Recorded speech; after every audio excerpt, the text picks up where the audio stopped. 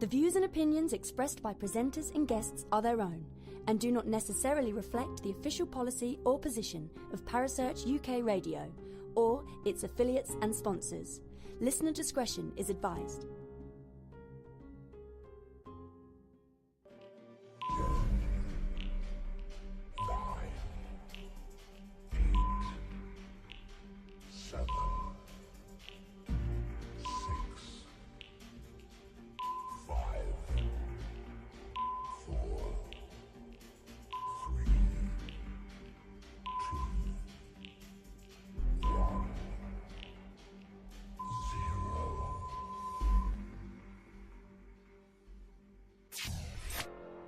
You're listening to Paranormal Concept right here on Parasearch UK Radio with your host, Paul Rook.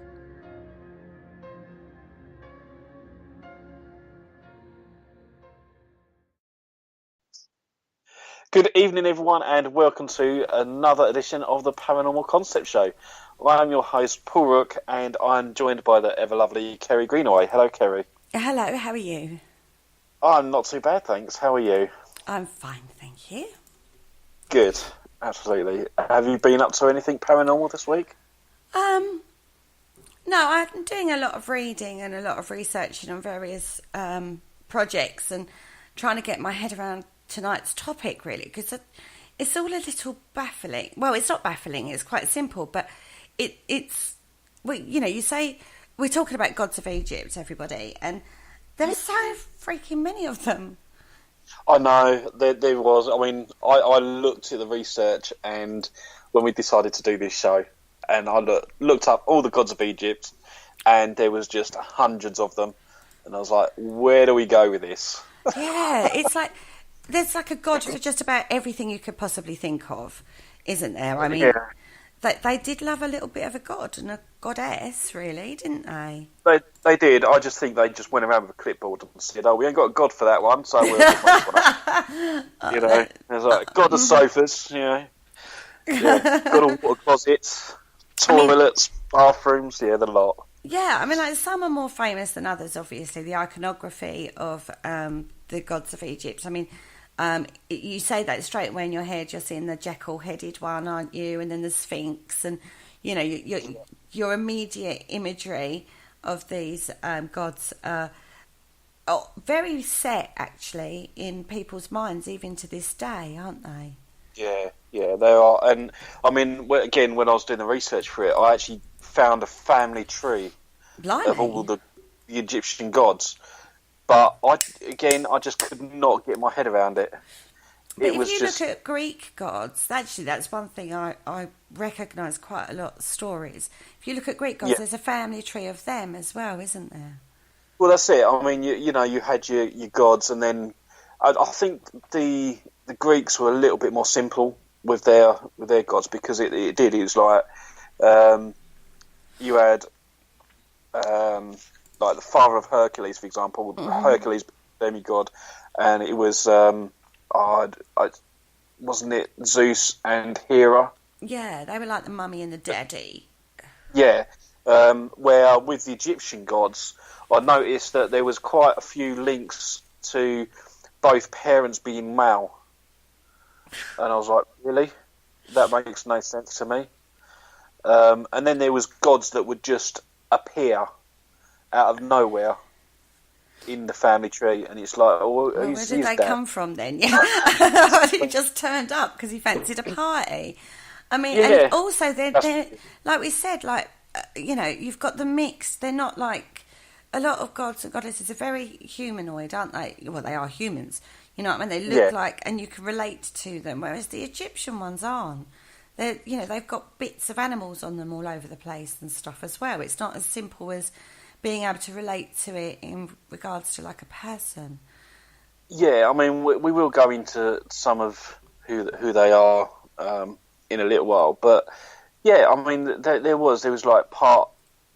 I think they were more like masks, and they represented things rather than actually being part man, part dog, or whatever. Yeah, no, I think I get that, and it's almost like it's almost like a crossover culture between animal totems, like from the Native Americans, when they looked at, when you look at their culture and the animal totems, they were very close to the nature and earth. And then you've got like the humanoid side. I keep saying humanoid. Been watching far too much ufology stuff lately, clearly. Human side, do you know what I mean? It seems like a very big crossover between the two. When I was like reading the research you sent through to me, and I was thinking, oh, that's quite interesting. So it's almost like you could go across if you go across the world from like left to right, you can almost see a melding in the middle, or is it they started it all and it's how it's transpersed out? Who knows? Well, yeah, I mean, again, this is sort of what I was saying with on the show a couple of weeks ago with the crystal skulls, Joshua Shapiro. Yeah.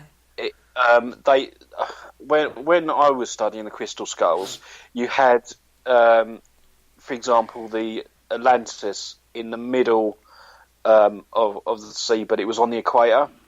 And you would actually see all the points where crystal skulls were found, and you could almost quite imagine the crystal skulls being made on Atlantis. And as they went out to trade, they sort of took the skulls out with them, and it was almost like they followed the equator around. And it's the same thing with this, the gods and the religious aspect to it. Yeah. So I can totally understand that. Yeah.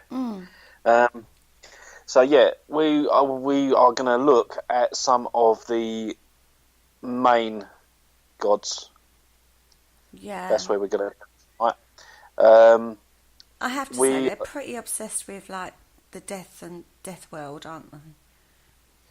They are. I mean, the Egyptians also. I mean, they loved astrology. As well. Mm-hmm. That sort of shows where they mimicked like the stars they had, like the pyramids put up in star constellations almost. That's always been a fascination of mine. Just that they just looked at the stars and it was just building maps and things and rearranging their culture and cities around the stars. Yeah. Yeah, so, I mean, there was a lot of work done on that, wasn't there, was it the 70s? Wasn't there a book written about how it lined up, the pyramids and everything lined up with star constellations and, constellations and stuff like that? There have been so many documentaries about that. Yeah. And I watched one quite recently about the Pyramid Code, and they were actually saying that they think the pyramids were an energy source. I can't exactly remember how it all worked, but they were claiming that the Egyptians had electricity based on these designs of the pyramids. Yeah. So they were conducting electricity somehow, so they become a big generator, basically, to power up. Sorry, it reminds me of a Terry Pratchett novel. Yeah, maybe that's where he probably got his idea from there. Yeah, but I do believe that TV series is on Netflix and it's called The Pyramid Code. Yeah, you was talking to me about this before, and you said that was really you was fascinated by it. It is really interesting. I mean, it was quite a time ago that I watched it, so it's a bit hazy now. But I still remember the whole theory that. It just sounded so out there. I can't imagine that the Egyptians had street lights and things like that. Is that what they were saying? They were saying that they had street lights and power tools and all that sort of stuff. And I was like, yeah, I can really imagine an ancient Egyptian with like a Black and Decker hand drill. Wow, you never know. Unless we have a time machine, we can go back to have a look. That's it.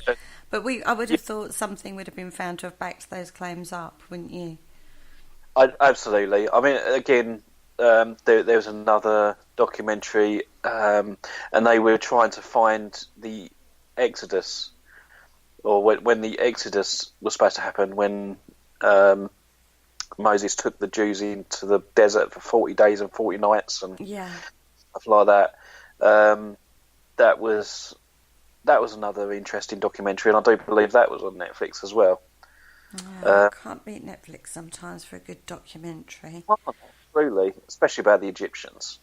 They were actually saying that in the Bible, the Exodus was supposed to happen around Ramesses III, but science and archaeological digs that have been going on have placed it at least 200 years before that, before Ramesses. So, yeah, it's an interesting subject. It is fascinating, absolutely fascinating. So should we have a look at some of these infamous gods and goddesses? Yeah, I think we could start with Amun, Amun, Amun. Yeah, all right. Let's start with Amun. Okay. Amun, and yeah. whoever. Anyway, him. He was god of the air, sun, and sky, and he was originally a local god as well. And he became the eighth, a member of the eight gods. So, they would have had 8 gods originally, and so 8 gods at the top of the family tree, and obviously down they go. So collectively, all the 8 gods were called Ogdode, or I hate these words. Yeah, they're always tricky, aren't they? Yeah, they are. Hermopolis. Yeah. Hermopolis. Yeah. And they became a member of the 3 gods, referred to the Triad of Thebes. During the New Kingdom, Amun became the national god of Egypt, and the head of the Pantheon merged with Ra, the sun god, as Uman-Ra. Sounds like he got onto just about every committee going in the god world, doesn't it, really? It does. Everyone liked him. Well, it seemed like a nice chap, obviously. Yeah, and for some reason, they merged him with Ra, so Uman-Ra. Okay, yeah, so that... Yeah, I've heard of that one, actually. Uman Min? No, Uman-Ra. They merged him with Ra. And he became Uman-Ra. Sorry. Yeah, but they also just merge him with Min as well, so he became Uman Min as well. Yeah. He had blue skin. And he had a ram head. Right, I tell you what, though. All right, maybe not the ram head bit, but I've had the blue skin referred to before, and this, I told you, I've been into ufology far too much recently. But there was a case of a convention in America, obviously, where they said that they were visited by aliens with blue skin. Well, that's possible. Well, there's a god called... It just seems weird that they're talking about a god that's got blue skin, and then there's these... Well, there is also, in India... Isn't one of their gods blue-skinned? I don't know off the top of my head. Yeah, it's got blue skin, and I think like 6 arms, if I remember rightly. I don't, without actually looking it up, I don't know what god that is, but there is an Indian god. It's not Shiva, is it? Anyway, we're not on Indian gods, are we? Possibly. It could be any of them. With the links with the blue skin, anyway. Yeah, so who's to say that these gods... But when we look at the ancient alien theory, and then you've got this going cross-culturals, it kind of makes you think, though, doesn't it? It does, and I think this is where most UFO conspiracies and theories come into it, because... As you said, people do link this stuff together. And, this geezer's got blue skin, the Indian god's got blue skin, the aliens apparently have got blue skin. So that's sort of where that idea would come from, that the ancient Egyptians were actually aliens. Yeah. And again, that gave rise to the whole Stargate movies. Stargate theory, yeah, right. Yeah. I love that show. So yeah, it was. It's not a huge leap to make. To be fair, Not when you start looking at historical evidence. I use that word loosely. You understand it. You can understand why people are either making huge leaps of assumption and joining all these things together, or there's something in it. I suppose it's something we would have to look deeper into, the blue skin thing. But this particular god himself, he's like, as I say, he seemed very popular. He seemed to be on a lot of I like the word committee. Or committees of gods. Do you know what I mean? And like with his blue skin, he was like quite good, but it was associated with air and creation in the end, wasn't he? Well, Uman Min, he was basically depicted in lots of different ways. You had obviously the ram-headed man, but he was also a frog-headed man. And most commonly with a man with a double plumed crown. So it could be that. No, it could be then that like he always had the ram's head, didn't he? Yeah, absolutely. To start with, and it was only as he got merged with other things that the depiction of him changed. So I just think it sort of evolved over time. Yeah. I mean, if they merged in with other gods as well, then they're going to be changing or evolving that character, really, aren't they? You can imagine. Well, my god's blue. What colour's your god? Yeah. I better do trading cards. That's funny. But yeah, as you said, Uman was the god of the air, sun and the sky, and was originally shown with red-brown skin, as opposed to blue. However, this was down to a religious revolution, involving the god of Arten and Uman's cult that came back to life, and he was painted with blue skin, symbolising his association with the air and creation. Cool. So yeah, it was the cult of Uman that sort of changed his colour of his skin. Maybe to make him look different from the others, so they didn't get him muddled up with Aten or Aten. Well, that's it. Maybe, as I said, the trading card thing, isn't it? Yeah. They couldn't tell them apart. They got the same skill set. Same skill set. Yeah, so it's like, oh, mine's blue. Yeah, he wins.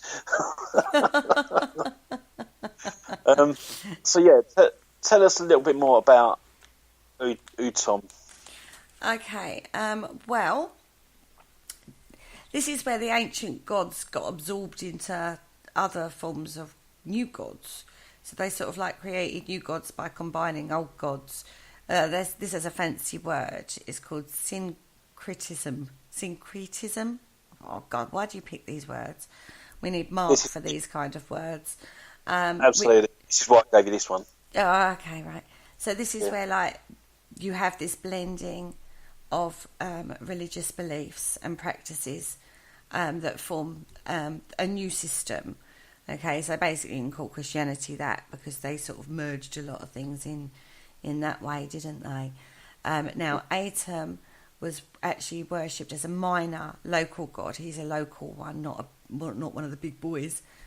He's just like a minor one. But he also became a member of the 8 gods collectively called the Ogdoad of Hermopolis. So it's almost like they get promoted, isn't it? It's almost like they seem to go up in hierarchy, as it were. It's almost like they transcend. Yeah. Now, it seems to be, from what we learn, that a lot of the Egyptian religion was almost very cult-based. So there was like pockets of belief on different gods around, depending on where they lived in Egypt. So you had lots of like little mini gods as it were, minor local gods, as they've called them, that then sort of like, when you got to a larger area, they sort of like merged them together. So it would be like all these little villages would like have their own little god, but then when they went to a big town, those sort of like all were under one roof, like a cult centre. So they all seemed to come together. So the Ogdode of Hermopolis was just a merging of all these sort of like minor local gods into one centre, cultural centre. So that's what we're talking about when we talk about almost like committees, you know, it's like they all come together under one roof. Now, this Ogdode of Hermopolis had 4 female-male pairs of water gods in it as well. 4 female-male pairs of water gods. Yeah, and they took the form of snakes and cobras, and the gods as frogs. Mm-hmm. Remember? Yeah, that's right. Obviously, Ogdode means 8, and the 8 gods of this, Ogdode, were actually worshipped in the place called Hermopolis, a long, long, long time ago. Yeah. 2686 to 2134 BC. Yeah. Yep. Way before Jesus came about. Each pair of gods, the female and the male pair, represented a particular concept of creation. So like Amonet and Amun represented the air, then He and He represented eternity, and Keket and Kek represented darkness. Oh, the names, God, they weren't very imaginative, were they? And They were.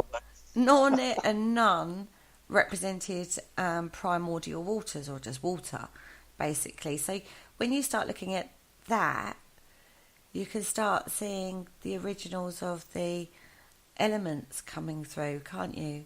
Fire, earth, air, water, and earth. So, you know, when you start looking at that, it kind of is starting to see where other religions are being born from. If this is the centre that it's spread from, it all seems to have a correlation with each other. Yeah. And yeah, we're going sort of skipping through some of the research. Okay. Going down to the symbols of Uman. Okay. The Uman crown.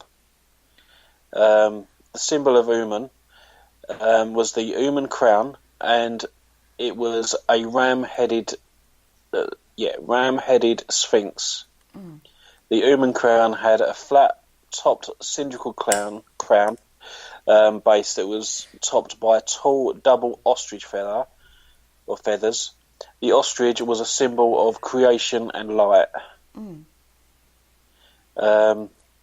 Again, going into the whole ram-headed sphinx, the ram-headed sphinx is a strong symbol of fertility, and Uman is sometimes referred to as Lord of the Two Horns. I think he was quite horny then, wasn't he? Really, most of the time, I think. Well, these feathers, if this is a carving, that to feather probably was, I would imagine, quite tricky to do. Yeah. So it probably looked like horns. Yeah, that's it. So the poor architect probably got ripped. I bet the architects were just going, sod this for a laugh, I'm just going to draw a horn. It's easier. That's what I was thinking. I was thinking, I can't do feathers, I can do horns. Is that good enough for you? The road to the Temple of Uman is in ancient Thebes, which is now known as Luxor. Mm. And it was lined with ram-headed lion sphinxes, which each one is guarding between its front legs is a statue of the pharaoh. There were 900 statues of the ram-headed sphinx at Thebes. Bloody hell, that's an awful lot of statues. That would have taken. That is like one hell of a architect's. 900 of these things, and they're like who's going to win the contract for that one? Well, if they had power tools like they seem to think that they did, then it probably was like 500 an hour. Yeah, but I really, really do doubt that Black and Decker is really going to company. Been around from 2286 BC, no, not happening. Maybe not. Maybe not. No, Right? that's it. The ram head is represented Uman and was shown with the body of a lion, or never winged, so it wasn't one of those winged ones. The hooves are a ram or a goat, and at the head of the ram. The ram-headed sphinx is called Cryosphinx. Mm-hmm. Is that right? Yeah. Did I pronounce that? Whereas the human-headed sphinx is called Androsphinx. Yeah. Okay. God, yeah. it's complicated, isn't it, everybody? It is, isn't it? We've only talked about 2 demigods and a sphinx so far, and you're already going, oh my God, it's complicated. You know. Yeah, absolutely. You wait till you get onto Anubis. I love Anubis. Anubis I work with quite closely. Okay, so you know all about him then. I don't know anything about him, but I know I've worked with him quite closely. So it's quite talkative then. He's helped me in some banishing rituals before. Okay. Old Anubis. I think it's quite interesting that modern day spiritualism can go back as far and have an impact from the ancient Egyptians.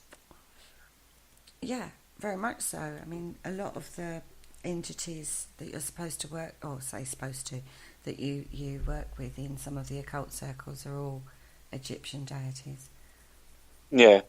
Okay, so tell me a bit about what Anubis is. Well, Anubis is the one you all recognise as the head of a jackal, the tail of a lion, and the body of a human. So he's very distinctive, and he has very opulent clothing. You know, he's one of those that he's one of the most recognised ones, I would say. Now, he's connected with earth energies because he is basically the god of justice and truth when you cross over into the Deathlands. You know what I mean? He's the one that sort of decides where you're going to go. And he does this by weighing a heart. You often see him weighing a heart in the Book of the Dead in particular. He is shown as weighing a heart. Now, I believe that you would have the heart in the middle and then they'd have something on either side, and whatever was heavier donated about whether you was guilty or bad. Yep. Okay. Now, if you was like bad, then you got sent to Amit, who was a lady demon. Again, that word demon coming up again. Who was a part lion, part crocodile, part hippopotamus. Nice. I know. And then she would eat you. Okay. All right. Lovely. I'll change my ways, I think. Yeah, I know. You know, when your heart is weighed, if it's not as light as a feather, then, you know. But he was also part of the, you know, they used to do the embalming. There were very, very huge rituals surrounding the embalming process, which was how they preserved the bodies, which is why now we still are able to have mummies that we can go and have a look at and, you know, stuff, because the embalming process was so rigorous back then. And Anubis was the one who actually invented that process. I love the way that this god invented it. How did that come? The belief in this was so strong that whoever was embalming you, the head embalmer guy, would wear an Anubis costume. Yeah. He'd be like, yeah, I get to dress up as Anubis today. Now, no one is quite sure who Anubis was the son of. Like, so when we go back to your family tree, he's one of the ones that we're never quite sure who or where he came from. Okay, maybe that could explain why they just appeared. Possibly, but he was allegedly said to be the son of Ra. But he's also been linked to the son of Set and Nephthys as well. But there's lots and lots with him. There's lots and lots of different myths and legends surrounding Anubis, and it actually gets quite confusing when you start looking into it, because some stories will focus on the Ra story and others will focus on these others. So it actually gets quite confusing. They used to when didn't they have like scenes of him receiving gifts of other people's organs? Yeah, there's the legend of Osiris, who was killed by Set, which reminds me actually of Cain and Abel. That story reminds me very much of that. But when Osiris was killed by Set, apparently it was Anubis who received his organs as a gift. Nice, right? It is, isn't it? Maybe he's like the Frankenstein of the Egyptian world. They're back together. His wife, he had a wife, everybody, old Anubis. She was called Anput, and they had a daughter who was the goddess Kebichet. That's good, isn't it? And they were those two entities, shall we say, was associated with purification and washing away of dirt and decay, which again was a big thing in Egypt, the cleansing process, wasn't it? Yeah.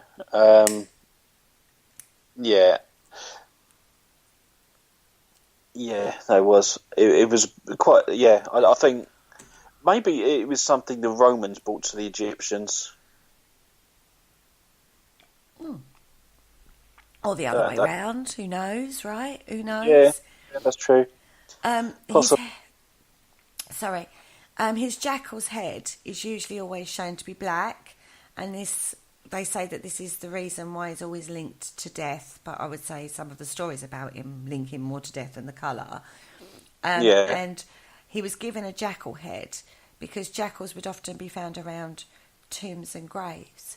So that's sort of like the linkage there, really. You can imagine the imagery. With the more famous gods, you can almost see the reasoning behind why they look like the way they do. But when you look at Amit, where did they get lion, crocodile and hippopotamus from is anybody's guess. Well, maybe they were the ones that the three left out. Maybe that was like, we've got these animals still.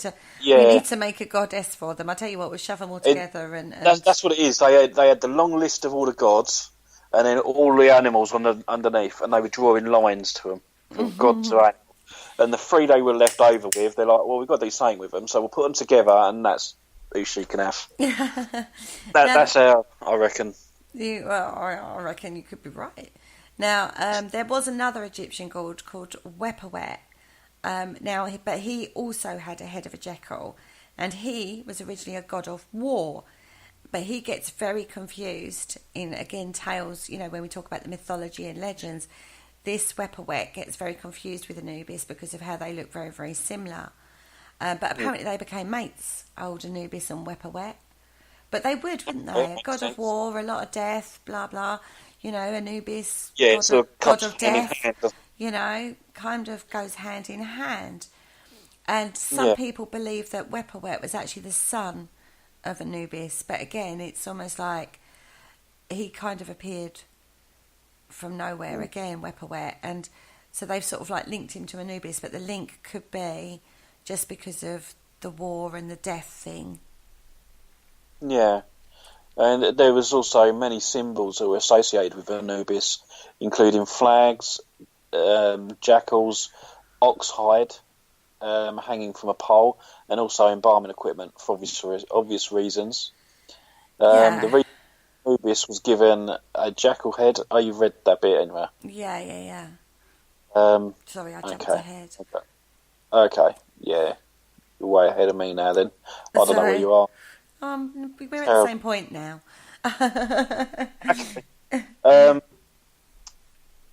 You've done prayers to the god Anubis. I found it carved on most ancient tombs in Egypt. That's interesting. I'd love to go and visit some of these. Yeah, I have to say Egypt is one of the places I'd like to go to visit, but I am quite fussy because I wouldn't want to go with the rest of the tourists. I'd like to do it sort of like when they're like a bit deserted. Whereas I think nowadays a lot of the tombs that they found, it's so tourist driven, Egypt, that it's always packed out, isn't it? And it's hot and dusty and people, lots of people. It sounds like a nightmare now, but I'd like to do it when there's like not many people around, if that makes sense. I don't think that'll ever happen, but that's what I would like to do. It is a fascinating area of discussion. I mean, just talking about mummification. Yeah. It took weeks to complete. I can imagine. I mean, it's not going to be an easy task, is it? No, but they must have had huge urns of like nice, sweet-smelling incense around to be able to like cope with the smell. Or does it not smell because it's dried out so quickly? I really wouldn't know. I wasn't there. Because all the organs got removed, but they left the heart intact. And then the body was actually covered in salt and left to dry for about 40 days. And then once they washed that off, and then the dried body was actually stuffed to keep its shape. Then it got oiled and wrapped in its linen bandages. So okay. Yeah, so that's how they sort of like did the mummification process. I always kind of thought they just like ripped everything out, stuffed it, anointed you, wrapped you in bandages, and that be it. I didn't kind of think there was a 40-day process, or longer actually, isn't it? When you by the time you going back to Set when he killed Osiris and scattered his remains. Apparently, Anubis helped Isis and Nephthys to rebuild his body. So I joked that he was trying to be Frankenstein, but actually that's pretty much spot on. Actually, it might have been, yeah. He was like, and then we're going to use the power of the pyramids to reenact. That reminds me of a conversation that we've had recently, actually. Could you actually create Frankenstein? Didn't we? Yeah. Do you remember that discussion that we did? We have. I do actually, yeah. And yeah. Again, maybe that's why they had the pyramids built to conduct electricity and make energy. to bring people to rebuild the bodies and bring them back from the dead. Well, you don't know. Well, you don't know, particularly when you think they used to put all the organs in jars and then bury them with the person. Yeah. You know, so True. Yeah. So should we look at Horus? If we want to. Horus. Okay. Horus was the Egyptian god of the sky. And he was the son of Isis and Osiris. Osiris. It looks like Osiris, to be fair. And after fighting with his uncle Seth, he became the king of Egypt. During this fight, he lost his eye, hence obviously the eye of Osiris. Horus. Yeah, so one epic fight, I reckon.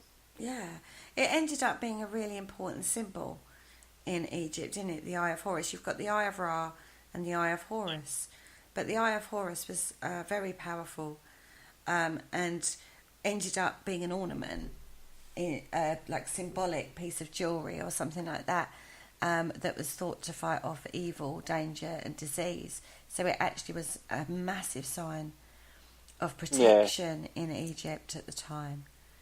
I think maybe they started. They wanted to do the trading cards, as I said earlier. And they got then you had the Eye of Ra, and you had to collect the other ones. The Eye of Horus in your breakfast cereal. Totally cornflakes in the morning. Oh dear, love it.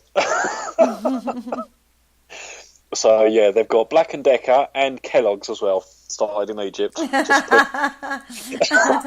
Oh Oh my God! Any Egyptologist is probably turning in his grave right now. It's like he's probably going, jeepers. Oh, it's the copyists. We're actually crucifying the gods and goddesses of Egypt, setting off a whole new conspiracy theory with Black and Deckers and morning cereals and trump cards. That's fine. Dear.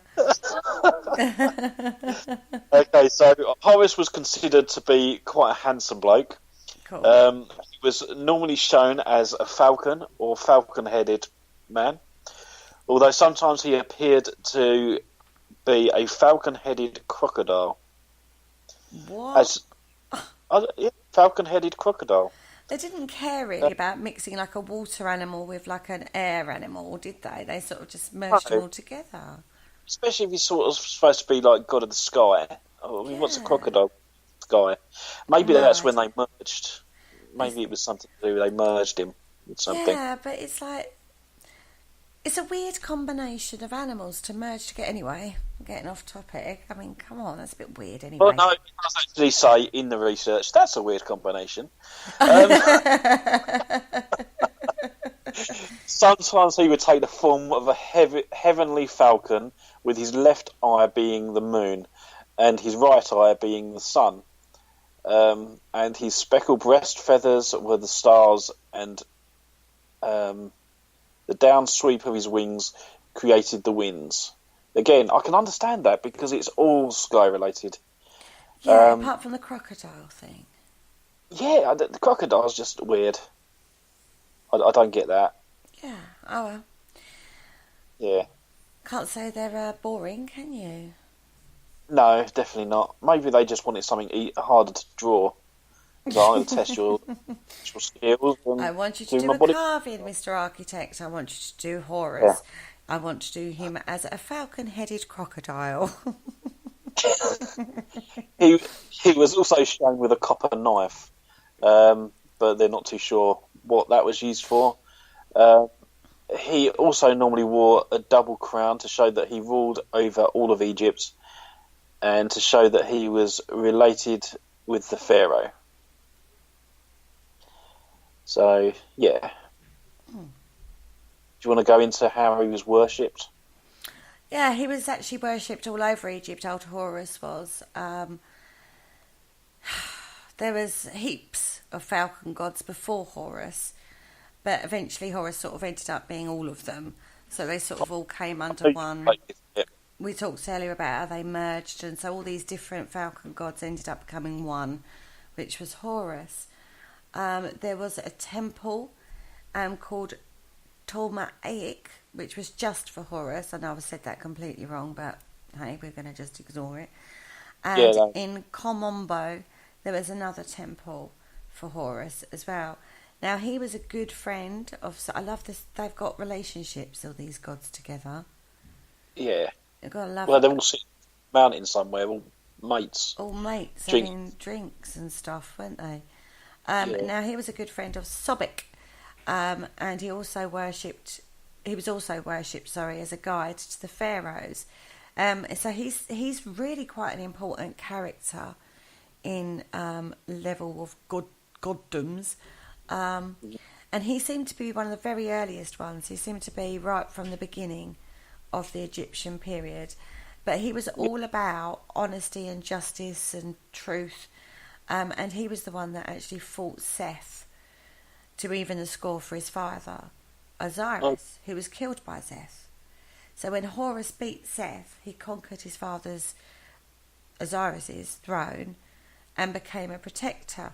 So he has a very huge part to play from a very early point in their history and belief system.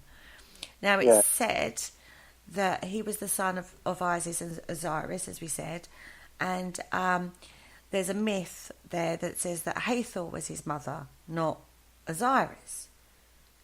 But again, there are other myths that say he was the son of Nut and Get, and that Osiris, Iris, Set, and Nephthys were his brothers and sisters. So again, depending on what you read, depends on what information comes out about that. So that this is one of the things I think why it all makes everything so difficult with Egyptian gods and goddesses, Yeah. Because they all have like cross purposes. There's loads of little mini ones that become one big one, and then the family tree thing is very confusing depending on where you go in Egypt as to what myth they buy into or what book you read on them. It will go with a specific myth. But basically, most of the ancient Egyptian period, the pharaohs believed that they were Horus, in human form. So this bears out that that king is God, which we even had in the UK, didn't we? Yeah, we did.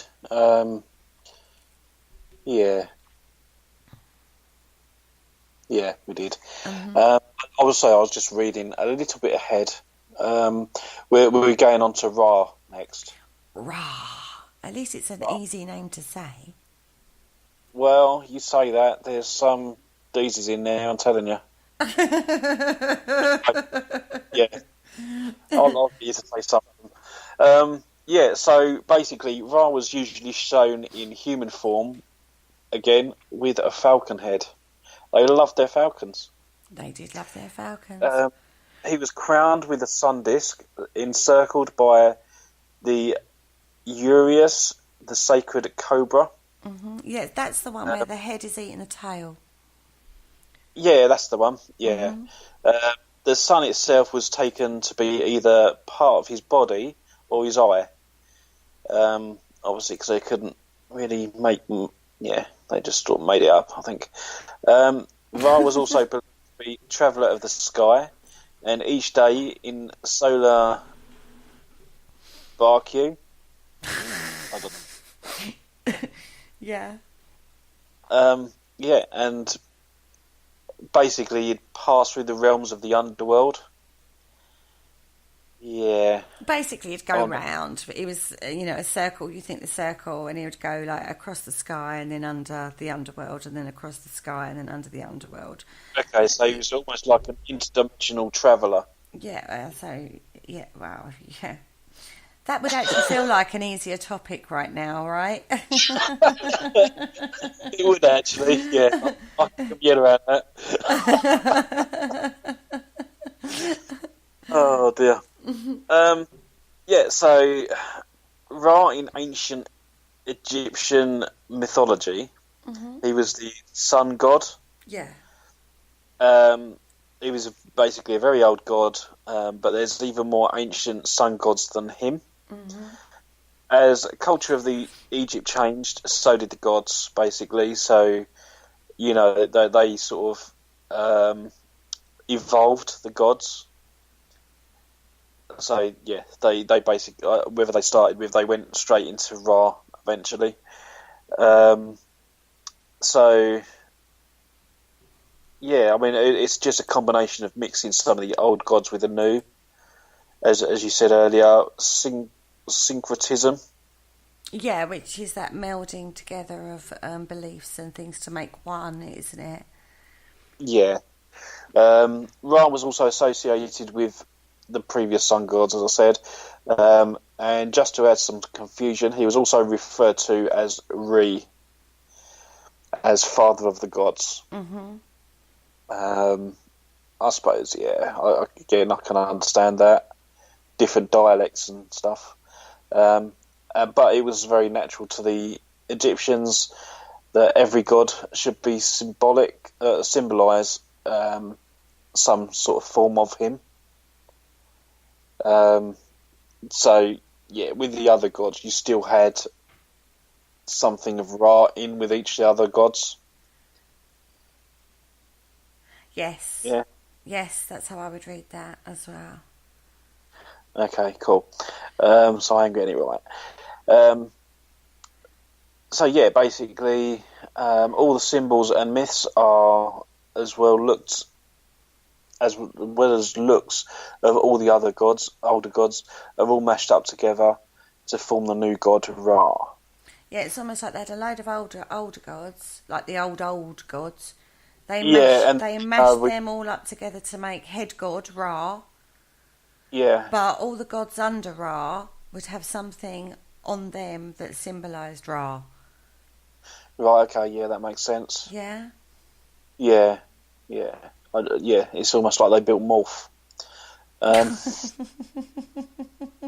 you want to talk about Ra in ancient mythology? Okie dokes. Now, his main centre of, we talked about cult centres where everybody came together in one place to worship all the mini gods that were in the villages. Yeah, his one was actually in Heliopolis, which is also known as the Sun City. This is now near modern day Cairo. Okay, so that's where we are with this one. Now he was very clever because he actually created himself out of a mound that emerged from the ancient waters. He then created Shu, air, Tefnut, moisture, who then created the earth god Geb and the sky goddess Nut. And then from Net and Geb, the goddesses Osiris, Isis, Nephthys and Seth were born. So basically, if you look at your family tree, you've got Ra at the top, who created himself, and then it goes down, and you can see where they started to have babies. I say baby gods and goddesses, and creations from themselves. And but he's top of the leaderboard, as it were. Now, the first ever mentions of Ra date all the way back to 2686 BC. And he was so important that all the pharaohs took to calling themselves the sons of Ra. Now, he is one of the most prolific gods. I mean, obviously, he's chief god, right? So there's a plethora, I love that word, of pyramids, obelisks and temples. I try and get it into every show. Have you noticed? I've not actually, but I think we're going to have to do something like that in the future, I think. I think you're right. Word of the day, everybody, was plethora. New competition. Actually, what we could do is who can spot the word of the week, and we must make sure that every show, every guest, every host has to say the word, incorporate into the show, and see if any of our listeners can guess the word. Anyway, we're off topic. We're off topic. So where was I? Yes, loads and loads of obelisks and temples and pyramids and stuff were built in honour of Ra. Then, after a pharaoh died, he was supposed to go and visit Ra. So he didn't go through the Anubis phase. He just went straight up into the sky to join the people who followed Ra. Now, isn't that quite interesting? Because a pharaoh, like at top of the leaderboard of humans, as it were, doesn't go through any of those processes. They go straight up to Ra, the people of Ra. Yeah. Yeah. Now, the worship of Ra got more complicated as you look at a timeline. It starts off quite simple, but by the time the Egyptians ended, it got really, really complicated. And there are, on tombs, it shows Ra's journey through the underworld. So because he can cross over from the underworld and into the sun and into the air, it gets quite complicated. Now, allegedly, old Ra looks, well, I don't know what he looks like. Oh, yeah, sorry. Yeah, go on. Yeah, he's often shown holding the Ankh, which is basically a cross but with a loop on the top. That's what an Ankh sort of looks like, which is called the key of life. And that actually represents eternal life, and was also known as the scepter.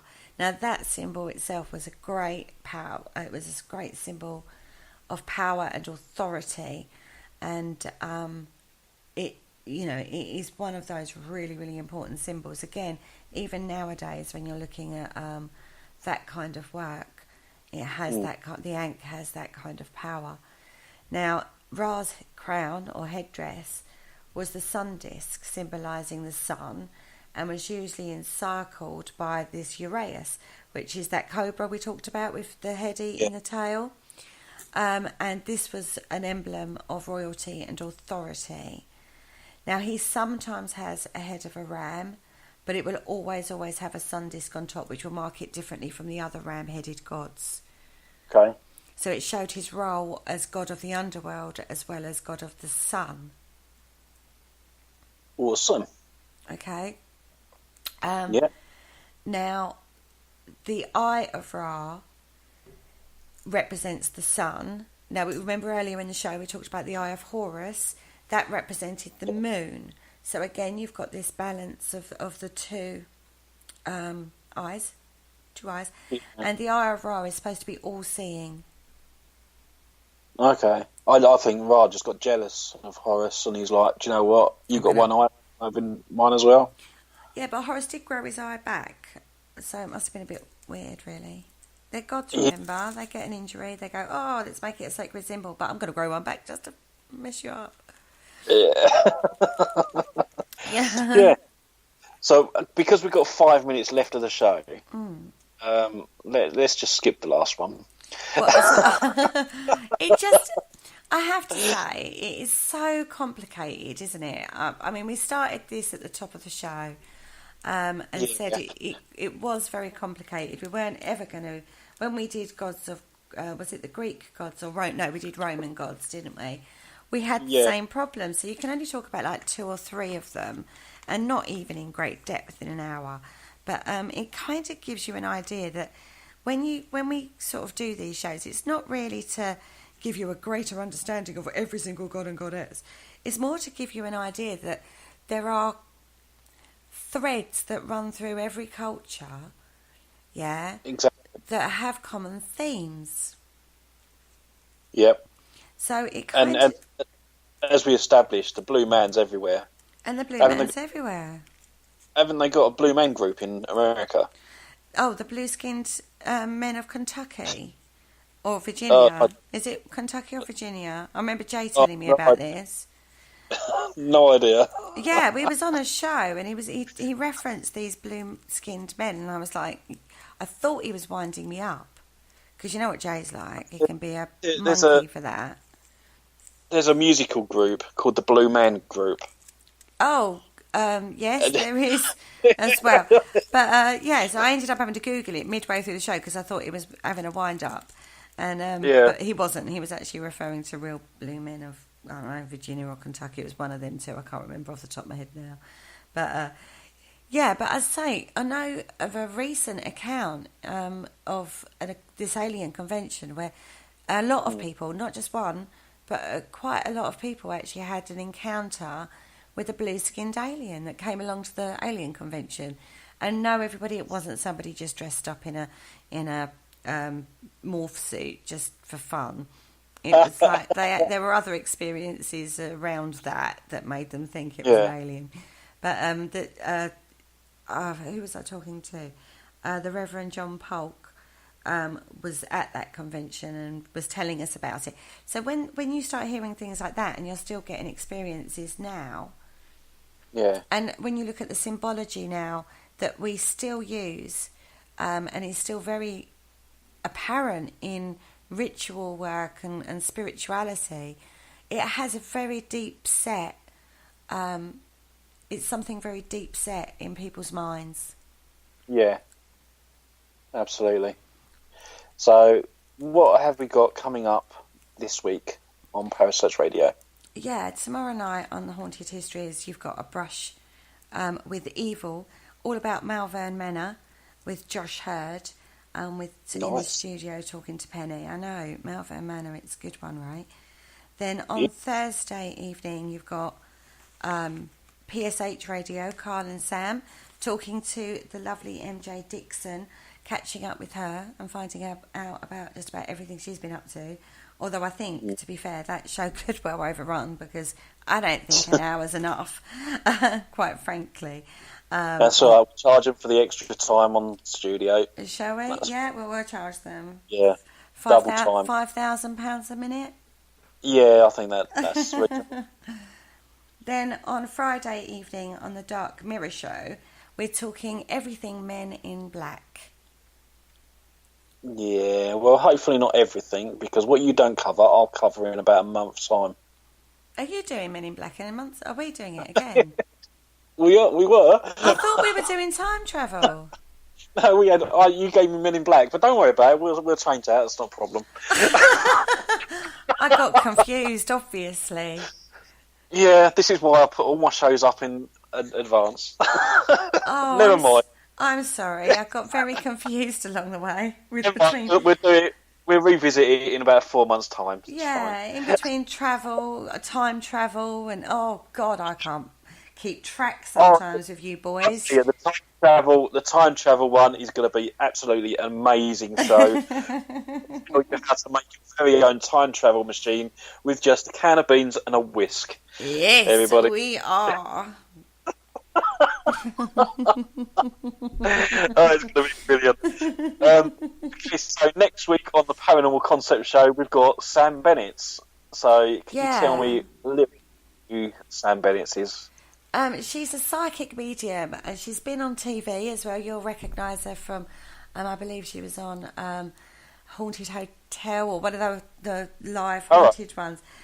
She's also works quite closely with the Paranormal Charity Warriors who have raised money for lipodystrophy. But I wanted to find out a little bit about more Sam herself, because she is a very, very strong psychic medium. And we've heard from a lot of the male psychic medium contingency. So I thought it'd be interesting to get a female on for a change, to hear how it is for her and what guides she works with and her experience of working with spirits. So that's who we've got on next week. Fantastic. So the only thing left for me to say now is thank you everybody for joining me in the chat room. Thank you, Kerry, as always, for joining me as co-host. So it's a good night from me. And it's good night from me.